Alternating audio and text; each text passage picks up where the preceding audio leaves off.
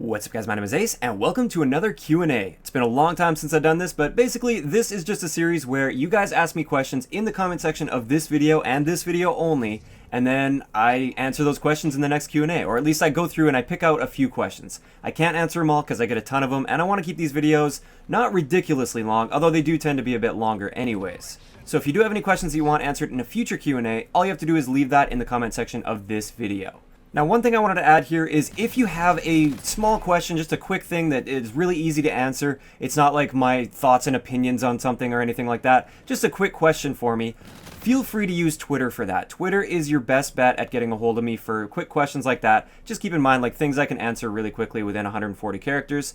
Make sure you follow me on Twitter. I will leave a link in the description below for that kind of stuff. I try to be as active as possible with that, and I generally answer most of the questions. I think I get to about 90% of the questions that get asked on Twitter, as long as they're appropriate and stuff. But yeah, if you just have those quick little questions that you don't necessarily want featured in an episode of this, just follow me on Twitter and ask me there. But let's get into the first question here. First one comes from Officially Lost Faith in Humanity 69. What an interesting name you have there. And the question is, when you start making videos, most people are very shy, or at least not really themselves. So what did you do, and any tips?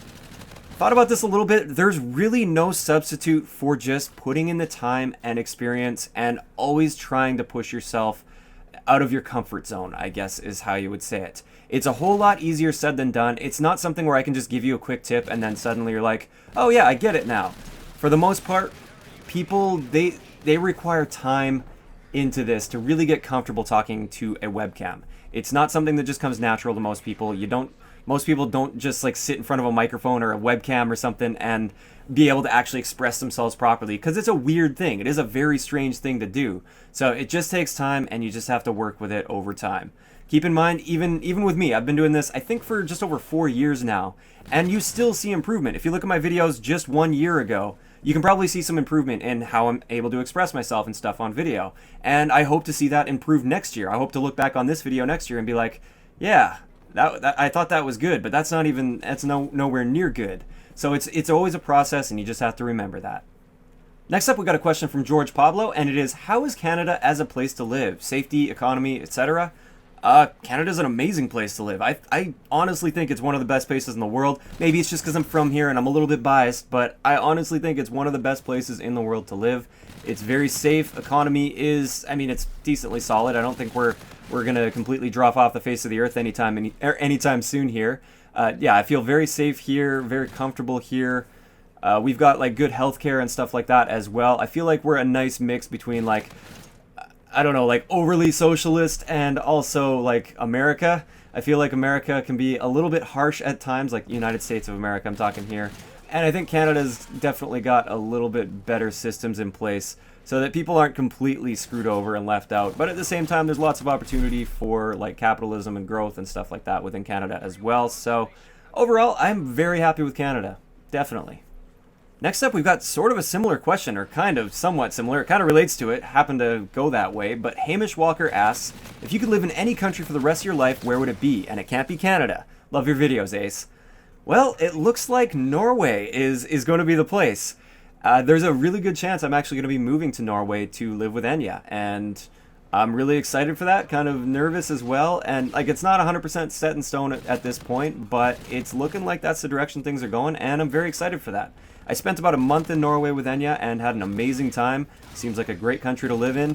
Not too ridiculously different from Canada, so yeah, I'm quite excited for that, and that would be the #1 choice for me. Next up, we've got another question relating to YouTube. What is the biggest challenge about starting YouTube? About starting YouTube. Okay, so starting YouTube, just focusing on that, like you haven't gotten to that point yet started, the biggest challenge is just hitting record. I know so many people that like buy all the equipment, they get everything ready, they even capture some gameplay and stuff, and they're like, yes, I'm ready to go. And then they never actually record their first video, or they never do anything with it.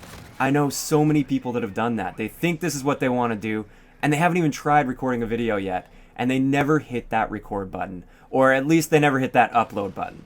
I think the harder part is hitting that record button, because once you have it done, then you usually think, okay, well that's good enough for a start, and then you'll upload it to YouTube. But for many people, they're just too nervous to even start. So that is the biggest challenge, I would say, with starting YouTube.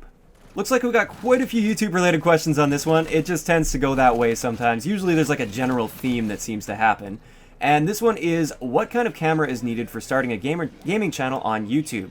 This is not a channel I upload on. Okay, we don't have to worry about that. What kind of camera is needed to start a gaming channel?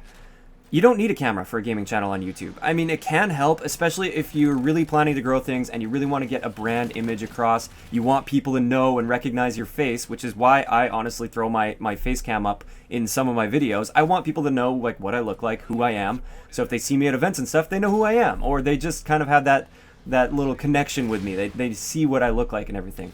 But it's absolutely not necessary for starting a gaming channel. You don't even need a capture card. Like, I recommend Elgato products and stuff, even though I'm not sponsored by them or anything, not affiliated with them in any way. I really recommend having that. But if you really don't know if this is what you want to do and you're just starting out, you can use the newer generation consoles to simply capture their own gameplay. Use like the capture features that they have built into them. I know they're not ideal, but it's enough to get you going. So really, you don't need any of that kind of stuff when you're starting YouTube. But if you are really getting into YouTube and you want to get a decent face cam and everything, I'll tell you guys the webcam that I use, what I'm using right now. It's a Logitech C920. It's used by a lot of streamers, a lot of YouTubers, and it's just a great little package for a webcam, so I would have a look at that. Next up, another equipment-related question. What do you use to edit your videos, and how do you get only your face and not the background in the video? Alright, so to edit my videos, I mainly use Sony Vegas. Sometimes I delve into After Effects and a few other things, but mainly for the most part, my average video is completely done using Sony Vegas, as well as like Photoshop and stuff for my graphics. So yeah, I use Sony Vegas. And how do I get the face and not the background? That's a green screen. I'll see if I can remember in post-editing here to just show you my green screen so you can actually see what it is. And then I just use Sony Vegas with a chroma key on there, and it just removes that green background from me. So yeah, pretty simple.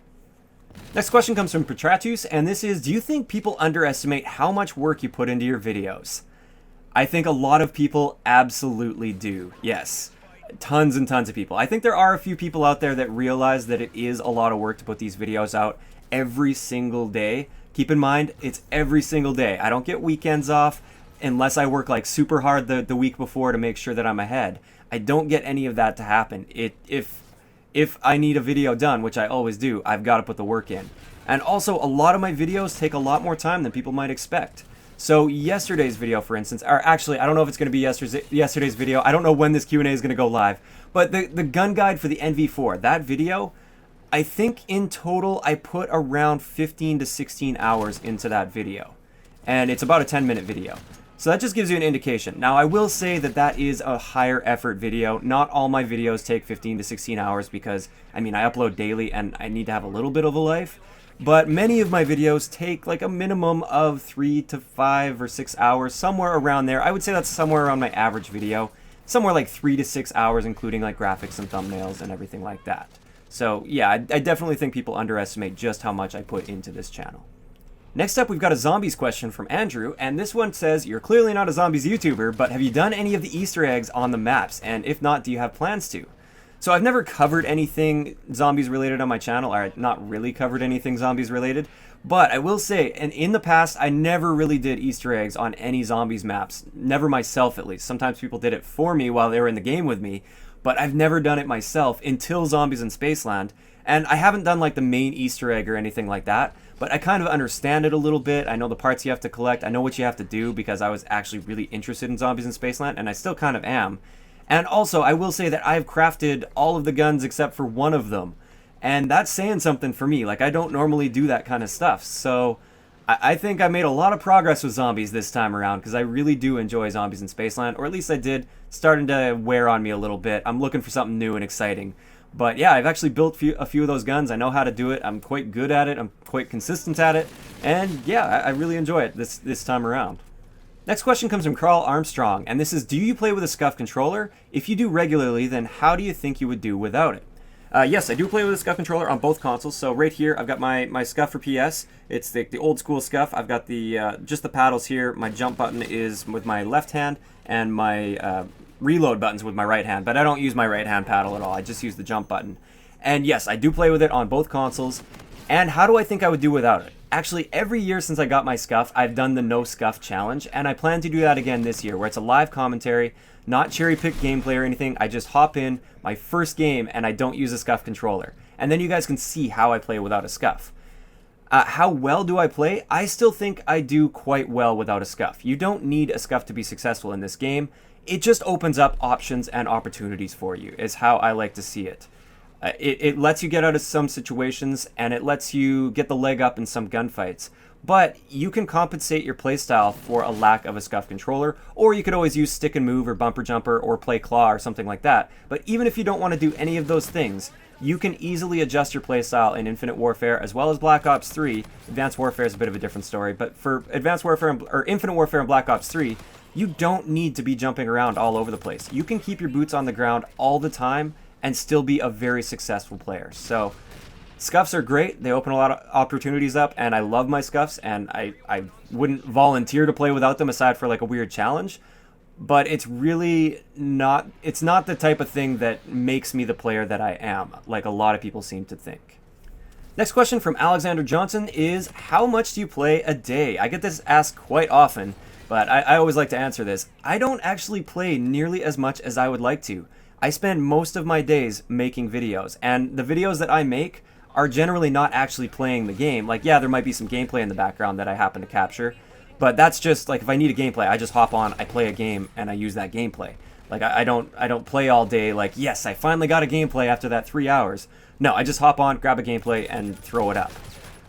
So as far as actually playing, I only play about 2 to 3 hours a day now, and that's mainly just when I'm live streaming. So I very rarely play the game outside of live streaming, and most of my time is spent like working on the videos themselves. So yeah, really not as much as you guys might think. Next question is from Tigerstain, and this one is, do you think the expansion of Call of Duty as an esport has harmed public matches? Every game I go into nowadays, regardless of game mode, always seems to have someone who tries to play like the pros instead of switching it up and having fun in the lobbies you're in. It kind of ruins the experience, at least for me. I think I can definitely see where you're coming from with that. I think the overall skill ceiling has kind of been reached by a lot of players. There's a lot of players that are up on the higher end, and we didn't see that back in the day, back in CoD 4, Modern Warfare 2, Black Ops 2 even. Actually, Black Ops 2 is really where it started, I feel. But before then, you didn't really see that. Like, you had the top tier players, and then you had a ton of average players. Whereas these days, you seem to see a lot more top tier players and less average players because people have been playing it every year for so many years. So, I don't know. I'm kind of on the fence with that. I think that having esports makes for a more balanced game in general most of the time. A lot of people complain about the gun balancing tweaks made because of professional players and their complaints and stuff. And I think sometimes they definitely take it too far. But overall, I think that good things come out of it being a competitive game, or at least having certain areas designed for competitive play. As for the public matches and seeing like tryhards all the time, as a lot of people like to call them, I don't really mind too much, as long as it's not every single game like you would get with skill-based matchmaking, like really strong skill-based matchmaking. As long as it's not every game, I really don't mind at all. I like a challenge. I don't want to just have easy lobbies all the time. It is nice to have them sometimes. But for me, I don't really mind that much. Now, that is coming from somebody that is quite confident in the game. So if I was coming from a different perspective, like I was brand new at the game, yes, that would be very frustrating to try and get into, because the skill gap is just a little bit higher because of that. I'm not saying because of game elements the skill gap is higher. I'm just saying because people tend to be higher skilled these days, or there are more people that are higher skilled these days. So yeah, really long-winded answer to that, but that's where I stand with that. Next question is, has it been a while since Q&A yet? Yes, it has. I say this every single time with my Q&A. I say, I'll try and do like one Q&A every single month. It never turns out that way. Usually it's like 3-4 months down the road, as you can see with the comments 4 months ago. Then I'm like, oh crap, I really haven't done a Q&A in a while. I should probably do one of those. So yeah, it's been a while. Next question is a bit of an abstract one. This one's interesting. I always like answering these. Random question. Let's say you're in a zombies apocalypse, Walking Dead style, not Treyarch style. What 5 items would you carry around, excluding firearms? Okay, so no guns. I thought about this a little bit. Actually, I'm not coming up with this off the top of my head. I did think about this. I would want to have probably like a machete, just for like a little bit more reach on people instead of just a knife. But I would have like a machete, a knife, a multi-tool, a first aid kit, and like including like antibiotics and a few other things like that. And one of those water bottles that has like the water purifying filter in it. So like you can take pretty much dirty water or relatively dirty water, and it has like this filter that purifies the water a little before you drink it. I think that'd be like a pretty good setup there. There's another thing. This is not something I'd carry with me. Just one thing I really wanted to say and get off my chest with The Walking Dead. Why do people, when they go out in like zombies areas, why do they not have like stuff on their arms that would stop a bite from penetrating like a piece of clothing or something? Why do they not wear like a leather jacket or something? Yeah, it might be hot or something like that, but it wouldn't take too much to stop human teeth from going through something. Why do they not wear something on their arms? It would have prevented so many zombies-related deaths in that show. I just find it's ridiculous. That's my little rant on that. But yeah, I think those are all pretty practical things to carry. Like a multi-tool, you can be used for a lot of different things. Tons of things. You guys know. Lots of things to use that for. A knife, I think you always should have a knife. Even if you have a machete as well, there should always be a knife with you. You never know. Get a little bit more close quarters for like taking out zombies, or for like actual just use as a utility in addition to your multi-tool. Machete, like I said, since we're not allowed firearms here, I think it would just be a pretty effective way at taking out zombies. Also, if I happen to go through and like have to clear bush or something, then I've got that ready to go. And then I think it's smart to really be concerned about the water situation.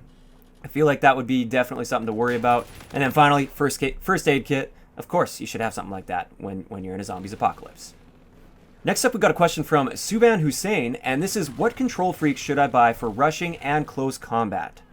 So it really depends on like the size of your hands and preference, but if you are trying to be up close and personal and you don't like the taller control freaks, I would go with a CQC or an Alpha control freak. They're a little bit lower, so they allow you to make quicker movements a little bit easier. And if you're still not too sure about that, maybe you haven't used the tall ones before either, keeping in mind that I always use tall ones, even when I'm rushing around and everything, I use the tall control freaks and I still do very well with them. But if you are unsure about that, what I would recommend right now is the Modern Warfare Remastered control freaks. I'm a big fan of these because it comes with one tall control freak, it's a tall concave control freak, and then it comes with one shorter concave, or one convex tall, and then one shorter concave, or convex. Man, I got that backwards. Convex control freak, or small domed control freak. So that way you can try both and figure out what you want and what works for you. So that's the one I would recommend. Also, thought it would be a good time to plug Control Freak just a little bit here.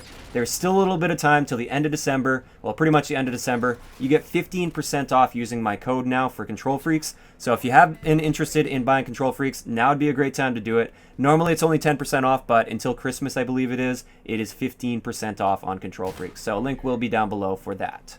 Next up, we got a question from Lars, and this is, do you watch competitive CoD? If yes, what team do you support? If no, why not? No, I don't really watch competitive CoD, and simple answer to that is I don't have time. I'm just too busy. I would love to have the time to do that, but I just don't have the time. Next question is from JDad. Why don't you sound Canadian? Normally you can hear it in words like out or about, or maybe, or sorry. I will say that I do have a bit of a Canadian accent. People pick up on it sometimes, but you're right. I would agree that it's not like a super strong Canadian accent. A lot of the stereotypical Canadian accent, it usually comes from more of the eastern part of Canada, like the East Coast areas. They tend to have much stronger Canadian accents, or stereotypical Canadian accents, whereas I'm from over a little bit more west. I'm near Edmonton, Alberta.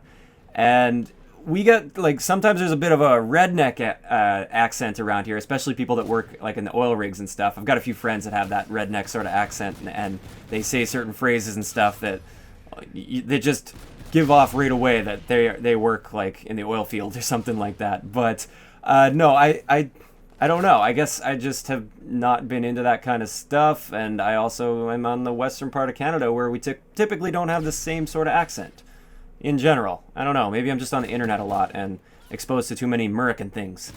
Yeah, that's got to be it. All right, so finally, our last question is from Air Daddy, and this is, what is my opinion on people that say, why are you playing CoD? CoD is dead, or CoD is irrelevant. I used to get kind of like annoyed by that, but at this point, I just kind of laugh at it, especially when people keep coming back to my videos, for instance, and keep commenting, CoD is dead, or this CoD sucks. And it's not that they do it once, it's that they do it over and over and over again. Some people every single day on my video, it's like the same comment. And it's like, Okay, well, if CoD is dead to you, why are you here complaining about CoD? Why aren't you going and playing a game that you enjoy playing? Obviously, it's not dead to you if you would rather complain about it than play another game. So, I don't know. I just find it a little ridiculous that people actually waste their time actively going out of their way so that they can bash a game. I feel like that's ridiculous. Also, as for, like, is CoD actually dead? It's now been confirmed it was the #1 selling game in the PlayStation Store, so digital downloads on PlayStation. It was the #1 selling game in November. There's also a lot of other reports that it's outselling pretty much everything. It's definitely outselling all other first-person shooters. It outsold Battlefield as far as we can tell, and it's not dead. Like, it's still the top-selling game. You can't call the top-selling game a dead game. Now, is it as successful as it was? Is it selling as many copies as it was a few years ago? No, it doesn't look like it is. Although we don't have every single number, it doesn't look like it is, and it seems to be declining. But that decline is also seen throughout the whole industry, it seems. It seems every game is declining in sales a little bit, but that's not like a full excuse. CoD is losing a lot of people, but not to the extent that it's anywhere near dead at this point. It might be dead to you, but it's not dead in general. So there we have it. That's going to wrap it up for my Q&A. Like I said, leave in the comment section below any questions that you might have for me. Anything goes, as long as it's like appropriate. Nothing too inappropriate down there. But any questions you want, and I'll try to get that in the next Q&A, which will hopefully not be like 6 months from now. Hopefully it'll just be a couple months from now, or a month from now. We'll see how that goes. Also, like I said, make sure you follow me on Twitter. If you have any like quick questions you ever want to ask me, just feel free to follow me on Twitter there, and I'll do my best to get back to you guys. That's going to wrap it up for this one. Hope you enjoyed, and I'll talk to you guys next time.